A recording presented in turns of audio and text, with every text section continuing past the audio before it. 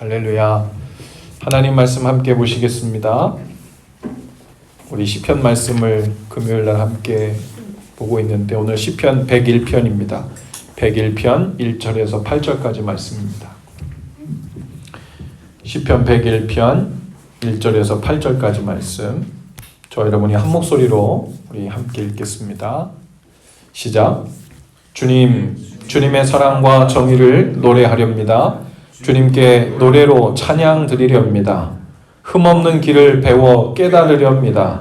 언제 나에게로 오시렵니까? 나는 내 집에서 흠이 없는 마음으로 살렵니다. 불의한 일은 눈앞에 얼씬도 못하게 하렵니다. 거스르는 행위를 미워하고 그런 일에는 집착하지 않겠습니다. 구부러진 생각을 멀리하고 악한 일에는 함께하지 않겠습니다.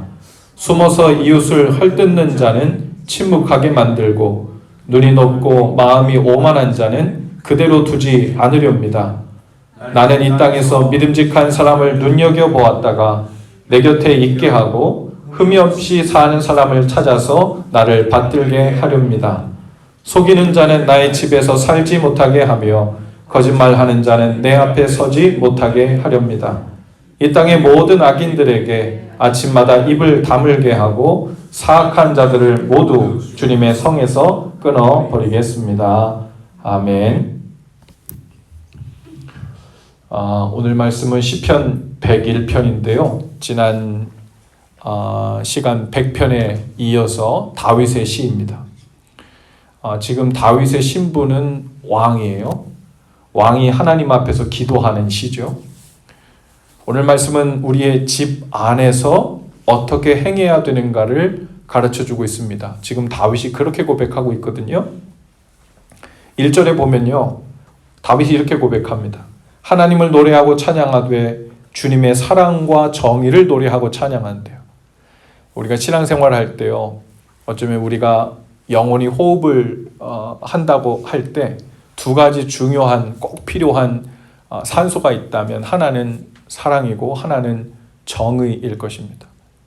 사랑이 없으면 우리를 용납해 줄 사람이 없어서 숨 막혀 살 수가 없고요. 정의가 없으면 기준이 없고 옳고 그름이 판단되지 않아서 우리는 길을 잃고 말죠. 하나님은 사랑의 하나님이시고 정의의 하나님이십니다.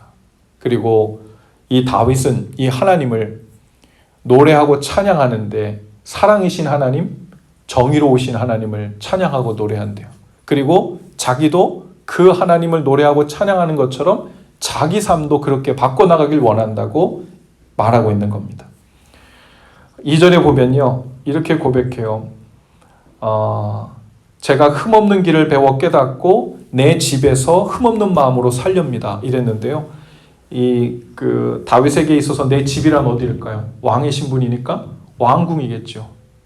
이 왕궁 안에서 흠없는 자로, 개역 성경에 보면 흠없는 길을 완전한 길이라 그랬고 흠없는 자로 사는 것을 완전한 자로 살겠다고 그랬어요.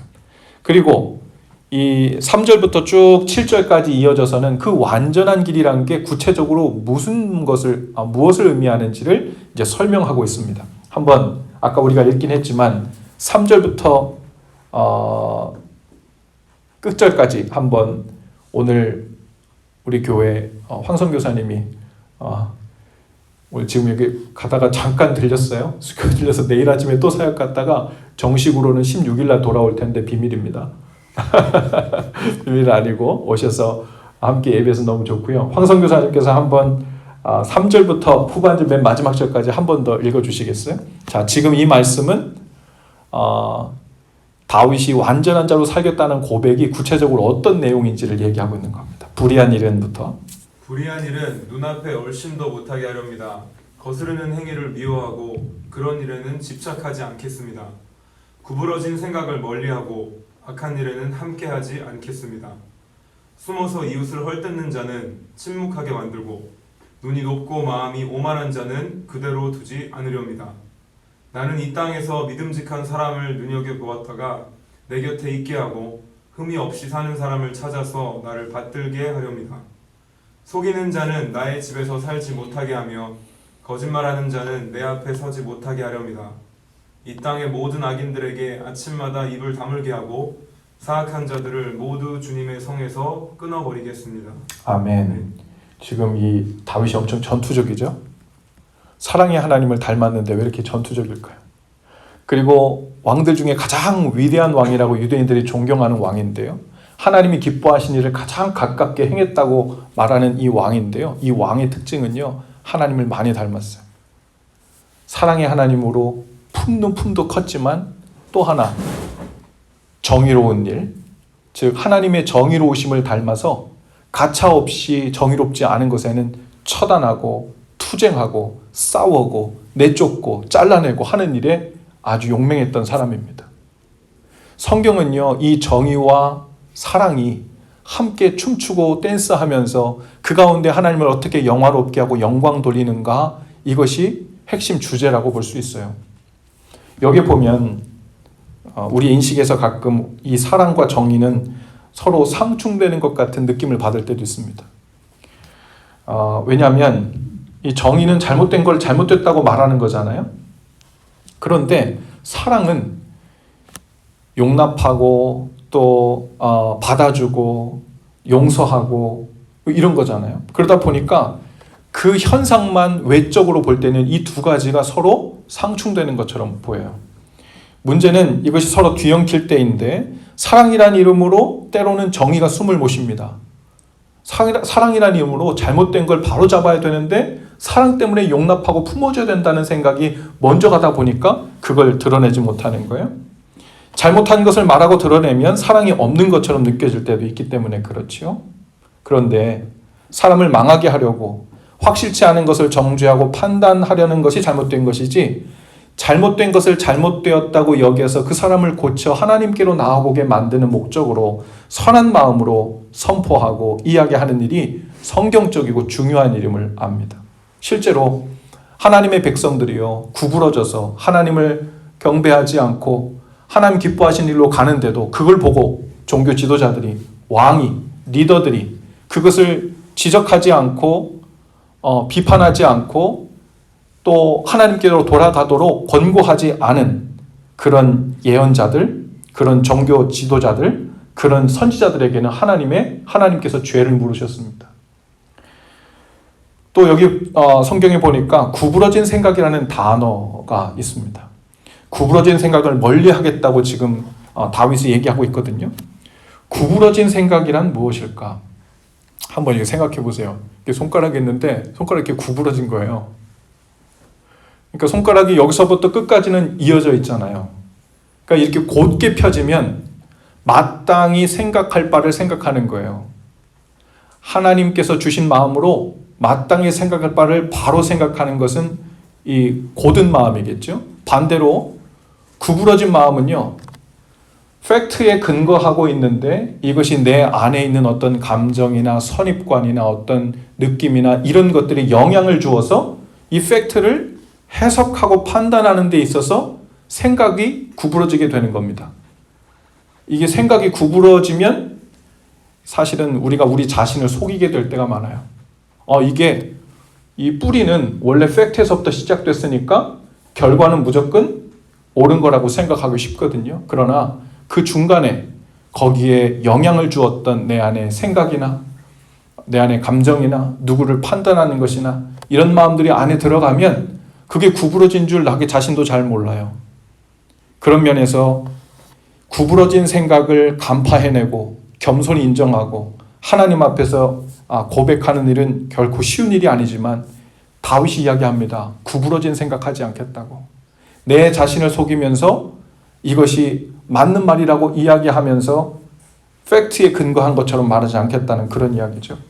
또 5절에 보면요, 이런 얘기가 있어요. 숨어서 이웃을 헐뜯는 자는 침묵하게 만들고 눈이 높고 마음이 오만한 자는 그대로 두지 않으렵니다.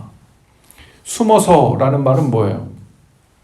당사자가 없는 곳에서, 들리지 않는 곳에서 다른 사람에 대한 헐뜯는 일, 흉보는 일, 남의 말을 하는 일은 하나님께서 기뻐하시지 않는다는 거예요. 여기서 정의는 무엇일까요? 그런 말을 들으면 뭐라고 합니까? 다윗이 그런 말을 하는 사람을 권고하여 침묵하게 만들겠다는 거예요. 바른 말이 아니라는 거예요. 또 눈이 높고 오만한 자가 계속 그대로 행하도록 그냥 두지 않겠다는 거예요. 지금요, 다윗은 왕의 위치에서 얘기하는 거거든요. 다윗은 왕이니까 왕궁에서 그렇게 말하고 그런 태도로 접근하는 신하들이나 혹은 관리들이나 그런 사람들이 있다면 당장 처단하겠다는 겁니다. 본을 몇 번 보여줌으로 정의가 강같이 흐르게 한다는 거예요. 그런데 지금은 우리가 그런 권력 있는 것도 아니고 사회적 시스템이 그렇게 되는 것도 아니고 다윗처럼 그런 왕좌에 앉아가지고 이렇게 판단하고 정죄하는 것 또한 지혜롭지 못할 것입니다. 다윗처럼 우리도 다윗이 지금 내 집에서 하나님의 정의가 흘러가게 하겠다고 하는 거거든요. 우리 아까 맨 마지막에 부른 찬양 중에 나 주님의 기쁨 되기 원한다 그랬는데, 기쁨이 되기 원한다는 것은 하나님의 사랑으로 산다는 것도 있지만 바로 내 삶에 있는, 그리고 내 주위에 있는, 나와 가장 가까이 있는 곳에 있는 하나님 기뻐하시지 않는 구부러진 것들을 바로잡는 일들 가운데 들어가겠다는 거예요. 우리의 삶은 거기에서 거룩을 향해 나아가고 우리의 삶이 구체화되는 거죠. 믿음이 구체화되는 거죠. 우리가 누군가를 정말 쉽게 헐뜯을 수 있습니다. 많은 사람들이요, 이웃을 헛되는 일에 대해서 보통 착각을 많이 해요. 보통 나는 절대로 남을 헐뜯는 사람이 아니라고 생각합니다. 그건 아세요? 제가 지금까지 지켜와 본 사람들 중에 다른 사람에 대해서 가장 많이 말하는 사람들, 다른 사람을 헐뜯는 사람들은 대부분 자신은 절대로 그런 사람이 아니라고 생각해요. 굳게 믿어요. 그런 적이 한 번도 없다고 내가 내 자신을 생각할 때 장담하는 사람들이에요. 그냥 장남 삼아, 그냥 농담 삼아, 재미있으라고 지나가면서 한 말일 뿐이라고 이야기합니다. 남을 헐뜯는 그 모든 일들이 하나같이 이런 방식으로 사실은 이루어진다는 것을 인식하지 못하는 거예요. 그러니까 나는 절대로 그런 사람이 아니라고 하면서 자신이 헐뜯는 사람의 한 중심에 내가 들어가 있는 줄 알지 못하는 겁니다. 정말 조심해야 될 일이죠. 나도 모르게 누군가와 대화를 하면서 그냥 별 생각 없이 한 말들이 모여서 하나님의 정의를 구부러뜨리고 한 사람의 마음에 깊은 상처를 주고 공동체를 좀먹을 수 있다는 사실을 우리가 알아야 되죠. 이 일에 예외는 없습니다. 저를 포함해서 저도 오늘 하루를 쭉 생각하면서 누군가와 이야기할 때, 누군가를 이야기할 때, 그때는 아무리 이유가 타당했어도 그 사람이 없는 데서 이런 말을 하면 안 되는 건데, 혹여라도 오해할 수도 있는데 라는 이런 생각들이 아차 싶을 때가 저도 몇 번 있어요. 우리가 여기서 예외될 사람은 아무도 없습니다. 우리 자신이 자기 자신을 정말 조심하게 돌아봐야 되고 우리 입술을 조심해야 되는 일이 바로 이유가 여기 있습니다. 7절을 보니까요, 또 이렇게 얘기합니다. 속이는 자는 나의 집에서 살지 못하게 하며 거짓말하는 자는 내 앞에 서지 못하게 하렵니다. 다윗이요, 지금 아주 단호해요. 속이는 자는 다 내쫓겠다는 거예요. 거짓말하는 자가 내 앞에 서지 못하게 하겠다는 겁니다. 왕의 마음을 얻으려고 속이고 이간질하고 입에 꿀 바르고 접근하는 자들을 모두 내치겠다는 겁니다. 여러분, 이거 정말 쉬운 일 아니에요. 나 좋다고 나 인정해주고 칭찬해주고 같이 옆에 있어주고 내 편이라고 막 이러는데 어떻게 그거 이렇게 쫓아내고 거절하고 밀어내고 하겠어요. 그러나 다윗은 지금 하나님 앞에 서 있는 거예요.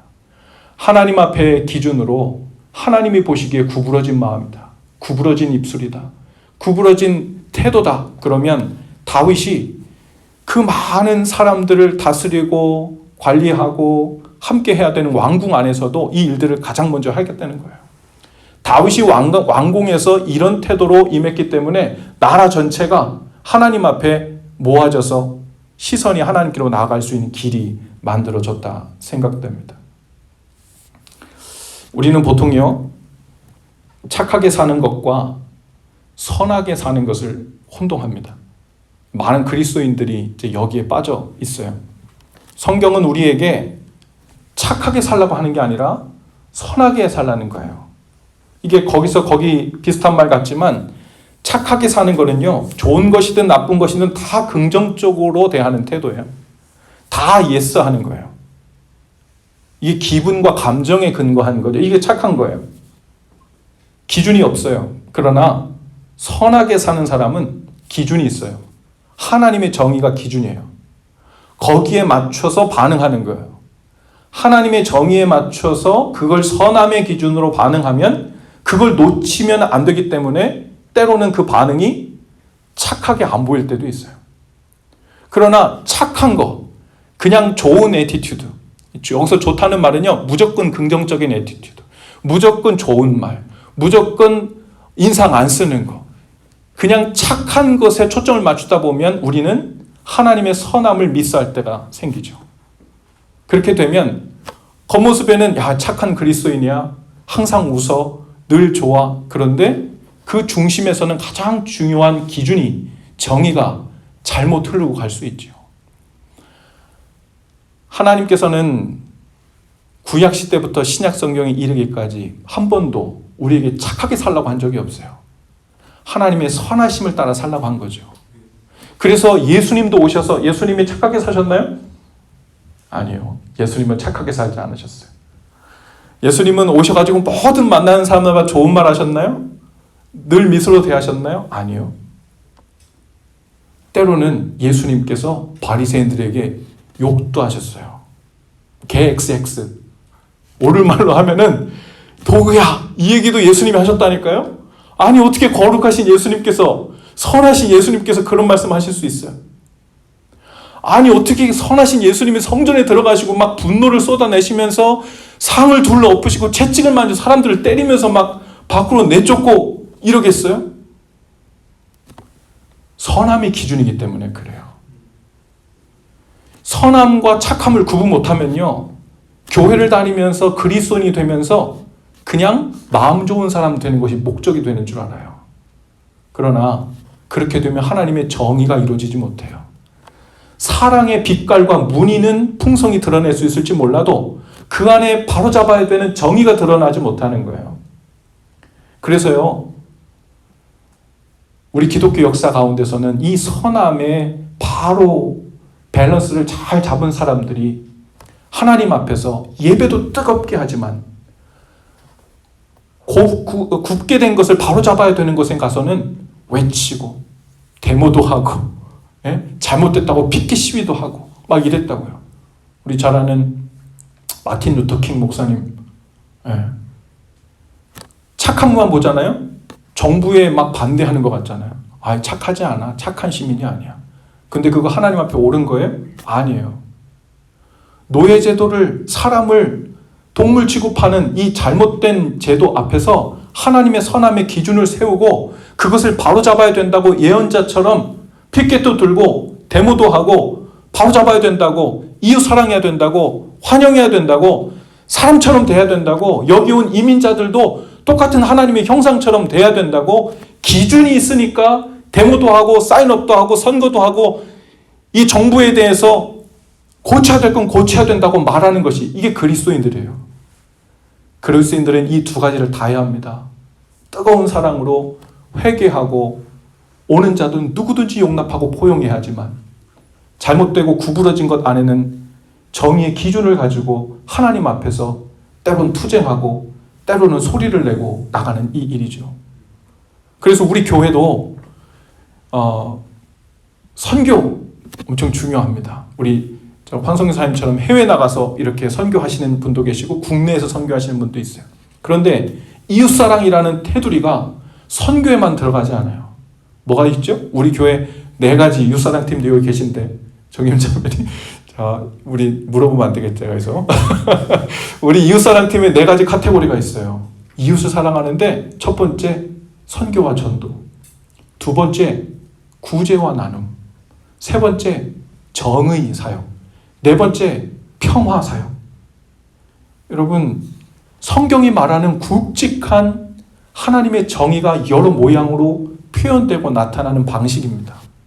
이거는 절대 이상한 것도 아니고 너무나도 성경적이고 비블리컬 퍼스펙티브예요. 그런데 이게 많은 한인교회에서는 이게 익숙하지가 않은 거예요. 왜요? 착하게 사는 것에, 착하게 사는 애티튜드가 때로는 선한 것으로 혼동되어 왔기 때문이죠. 오늘 다윗이 하나님 앞에서 하나님의 사랑과 하나님의 정의를 노래하고 찬양하렵니다 말해놓고 내가 노래하고 찬양만 하는 게 아니라 그 노래와 찬양이 내 집안으로 들어와서 구부러진 것을 바로잡고 속이는 자들을 내어쫓고 거짓말하는 자들을 가까이 하지 않고 헐뜯는 자들이 숨쉬지 못하게 하고 그들이 다 정의 앞에 무릎 꿇고 하나님의 선하심 앞에서 길을 바로잡도록 하는 고쳐나가는 그 일에 내가 집중하고 구체적으로 뛰어들어서 그것으로 하나님께 영광 돌리겠다. 그것으로 하나님을 기쁘시게 하겠다 하는 이 고백이거든요. 다윗이요. 그 왕 역사적으로 모든 왕들 중에서 마음이 제일 좋았던 왕이야. 제일 착했던 왕이야. 늘 허허거리며 웃었던 왕이야. 이래서 위대한 왕이 된 게 아니에요. 하나님의 정의로우심 또한 그 정의가 왕국뿐만 아니라 온 이스라엘 백성 가운데 강같이 흐르게 하기 위해서 구체적인 노력과 힘을 다했던 사람. 우리가 이 다윗 닮으면 좋겠어요.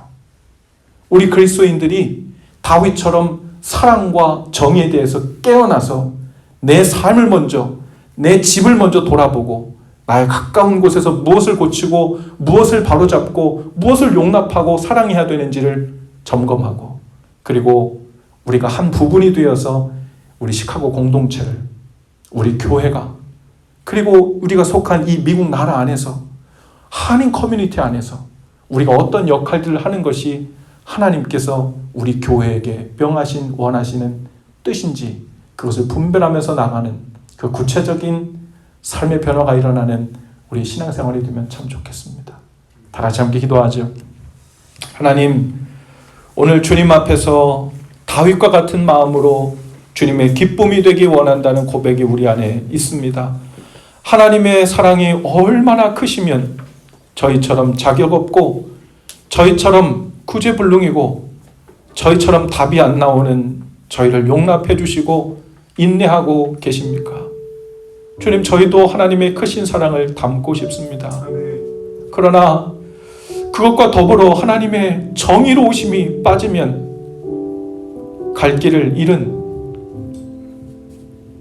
배처럼 바다를 표류하며 정처 없이 갈 곳 모른 채 표류하는 배와 같아짐을 고백하면서 오늘 하나님의 선하심이라는 초점을 향하여 힘껏 나가되 하나님 우리에게 부어주시는 사랑의 힘으로 그 길을 가기 원합니다. 주님, 우리를 지혜로 가르쳐 주시고 하나님 원하시는 그 길로 우리의 영이 깨어서 따라갈 수 있도록 인도하여 주옵소서. 먼저 우리의 주의를, 나의 집을, 나의 가까운 지경을 살피게 하시고 구체적으로 바꿔나가고 새롭게 하는 일을 시작하게 하옵소서. 그리고 우리가 해야 할 일을 주님 가르쳐 주옵소서. 예수님 거룩하신 이름으로 기도합니다. 아멘. 우리 함께 찬양하십시다. 나 주님의 기쁨 되기 원하니